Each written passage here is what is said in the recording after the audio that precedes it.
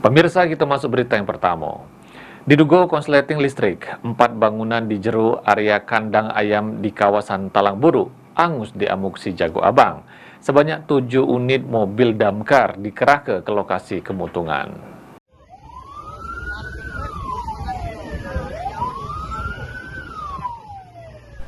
Api dengan cepat berkobar di jero area kandang ayam di kawasan Talangburu, Jalan Karya Baru, Kecamatan Alang-Alang Lebar, Selasa malam sekiranya jam 10.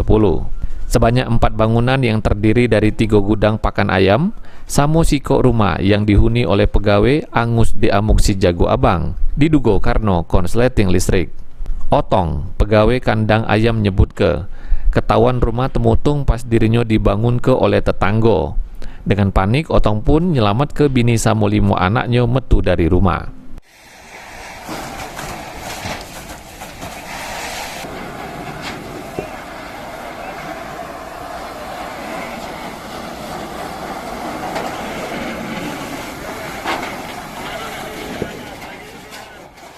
Pas kejadiannya kurang tahu Pak, saya baru bangun tadi sekitar setengah 11.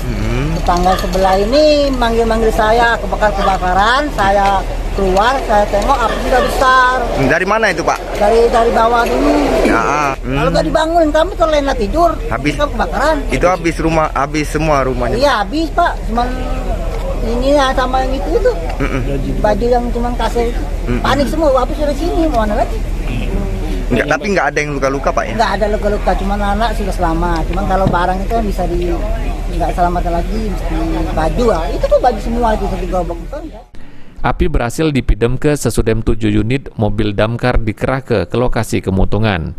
Tidak ada korban jiwa jero insiden tersebut. Untuk kerugian materi belum bisa dipastikan.